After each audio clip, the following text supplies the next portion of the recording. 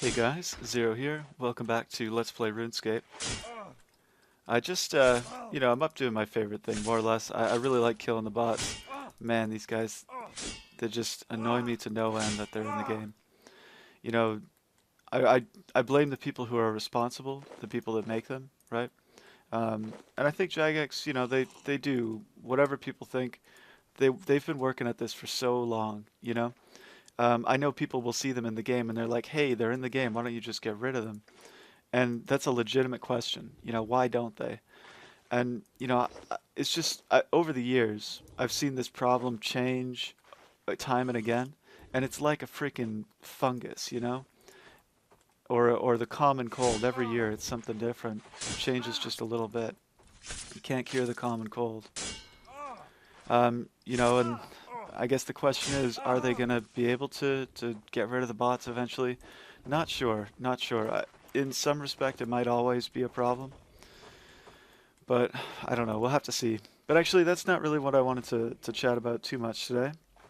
The behind the scenes for February came out, and I really like the behind the scenes videos. Man, they're just full of cool stuff. Gotta be my favorite kind of content. And, oh, come on. Don't get away. Did I get him? Yeah. Alright. Yeah, the behind the scenes, they're always full of like little cryptic things. I mentioned before that like about Jagex being so secret in their history. And so it became really fun to try and guess what they were going to do, right? That was something people would do a lot. They would try to figure it out, try and get in their heads a little, and that's something I'm hoping to do in the coming weeks with the new series I put up, the behind the scenes breakdown. But yeah, I don't know. It's just fun. So the sinkholes are out. I put the video up. You guys know about that. Slayer Tower, I think that'll be cool. It's interesting, in one of the other vids I was saying, hey look, this area up near the limestone rocks, right? It's kind of old. That I was thinking maybe they would update that, and I'm not sure that they will, right? That hasn't really been confirmed through the behind the scenes video. But the Slayer Tower's right next door, and they'll probably be there doing stuff, so that'll be kind of cool. That area is going to get a bit of a facelift. Nice to see. Hopefully it won't cause too much lag for people. I know some of those new areas can be a bit more taxing on people's computers. But yeah, that's pretty awesome. The World That Wakes. Man, this Grand Master quest looks pretty epic.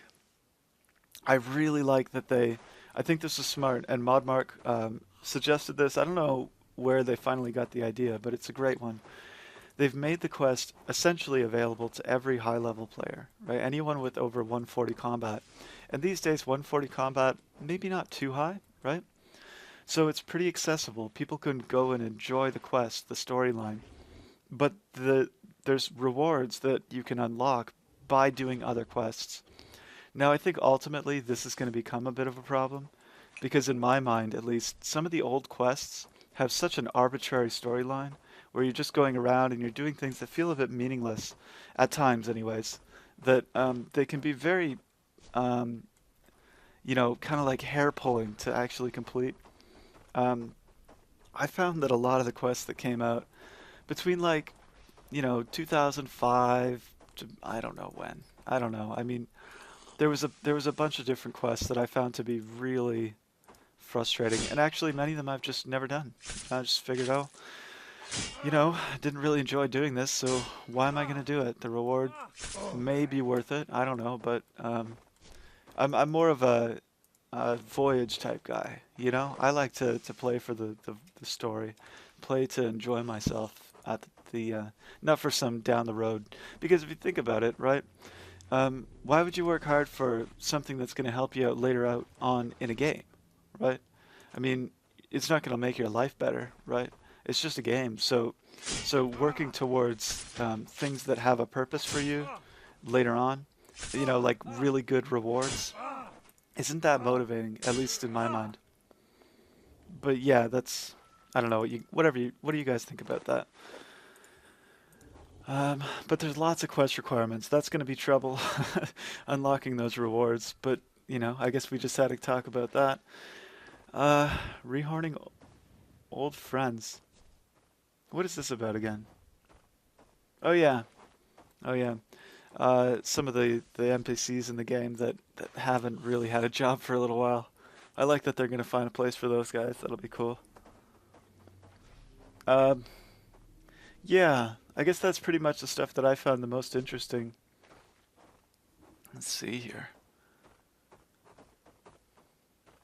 I don't know. I mean, I know everybody was looking at this sinkholes graphic and thinking that it was about gambling, right?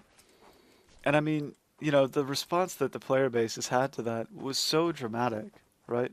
That they actually went so far as to remove the cards that are on the graphic in the behind the scenes. Maybe I can show that to you guys here. There it is. Yeah, check it out. It's just coins flying everywhere now, right? But yeah, I mean, they removed those cards, and I think it's a good thing, right? People were getting a little bit crazy, and I think Jagex needs to sort of like finally set the record straight on, how cryptic they're going to be, the kind of updates that people talk about a lot. It actually is a tough question to decide what's good for the game, and what's good for Jagex as well. Obviously, they're a company; they have interests that are different than ours, right? Um, Most of the time, we have the same interests, right? Keeping the players from getting screwed is one of them, and I think that's one where the gambling stuff might be. I mean, people are getting scammed all the time, right? And people are getting the worst of it in situations where they don't even know it, right? They don't realize it. And these are people who, in many respects, haven't really, like, we shouldn't expect them to know. How could they? They can't really know. I put up a video about what people can expect if they continue to gamble. Just completely objective mathematically. But that's not going to solve it either. People actually enjoy taking risks and just wagering money. Pure luck, right? So I would like to see Jagex do something about that. Put something in the game that's safe, where people have a fair game, right? And I think that would probably drastically reduce the amount of gambling that goes on, because these people who have a financial incentive to gamble, right? The people who are getting the best of it, the hosts that are screwing other players, um, and whatever. I know there's probably going to be some hosts watching this, right? I know people can look at that and say, hey, this is how I'm going to justify why this is right. Ooh, bit of a glitch there. But, it's up to you guys, right? It's up to you guys if you want to choose to do something. I don't think it's right to host gambling when you know that you're at an advantage and the other person thinks that it's a fair game, or maybe they don't know. Like, you have an informational advantage over your opponent, and that means basically that if everyone knew the same things, right, people would behave differently. Right? It's not sustainable. So from like, if you take someone like Immanuel Kant, he'll have the what is it, the logical imperative, something like that. That, like, if you can't apply something universally, then it's not moral, right? And I think in a general way he's pretty much right.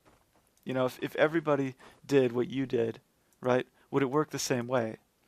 And if the answer is no, if the answer is you're only benefiting while you can take advantage of other people because they're making a mistake, right? Then I think it's probably wrong.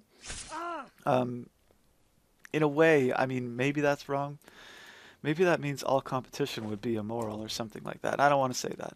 I don't know. I think it's a tough question, and it's up to you guys what you want to do about it. I think that's the bottom line.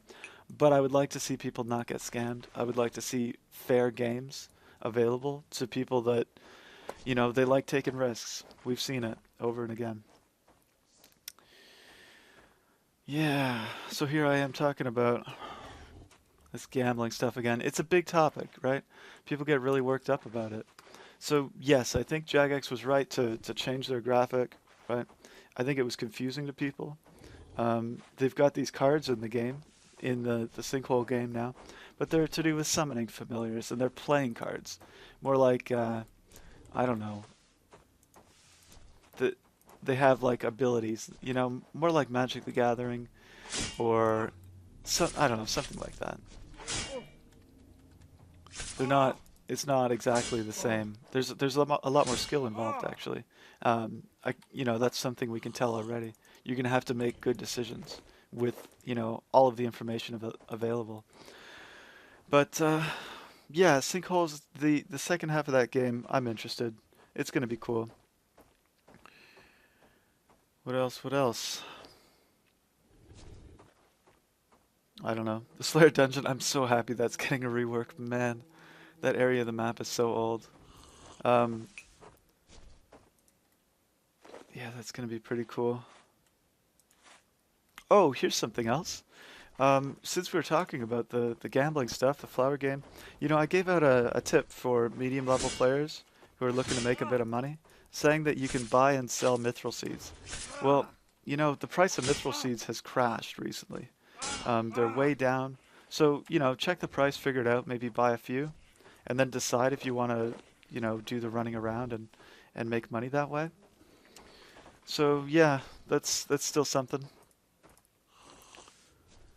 But a few months earlier, I was thinking that with the Calphite King being out, a lot of people were going to be getting a bunch of new money, right? People who are good at PKing and combat, all of a sudden they were going to get just a ton of cash from this thing if they really worked at it. And I figured that that would prompt a bunch of gambling. We saw during that month, and maybe the month before too, around Christmas time, right? Mithril seeds went up to 1,000. One day I was selling them at over 1,000 each, just slightly over. So they went way, way up. I think the day's price was up to 700 something. And now they're dropping. Now they're below 400, I think. I mean, the day's price is like 430 or something. But I sold a few checking it out. And I think they're around 350 or so, something like that. So they've dropped. They've dropped a ton. And that's probably a good thing. There's a few explanations, right? One is that people aren't gambling as much. That's probably an overgeneralization. Another is that maybe those spam bots that were at the GE, right, they all got banned, right? Maybe BotWatch caught them, got rid of them, and now they're gone, right?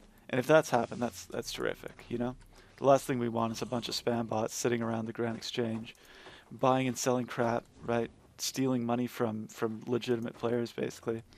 I mean, yeah, I'll get back to that. And then these other ones that are just gambling, right? Playing that flower game. But yeah, these bots on the Grand Exchange, I've seen them, and I don't exactly know what they do because they just stand there. It's hard to actually figure out what they're up to, but I can kind of take a guess. They're usually low level, and they spend all day standing next to the Grand Exchange. And as best I can tell, they're doing trades, right? They're buying and selling things on the Grand Exchange. So why would they do that? Well, it turns out if you make some smart trades, you can actually make money by buying and selling things. A lot of people will know that to be true. Um, that's one of the ways that I make a lot of money that I make. But some trades are just like no-brainers. It's very easy to buy and sell on small margins and make, just easy money, right? Slowly over time. It's going to be painstaking for most players, right? You might make, I don't know, 70K an hour, right? Which sounds really good for a low-level player, but you actually need a bunch of money to be able to do it in the first place. So it's more suited for like medium to high-level players in terms of the amount of money they have, because you need to have money available to do it. But nobody with that amount of money actually wants to make like 70K an hour, right? Unless you can do it with 40 freaking bots, right? And make 40 times 70K an hour, which is what?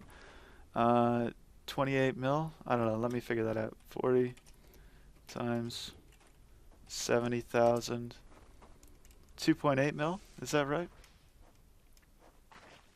I think it's 2.8 mil. Anyway, so they're making a ton, right? If they can get these bots to go and make 70K an hour trading whatever, and 70K is just a number I pulled out of the air, right? It could be a lot more than that.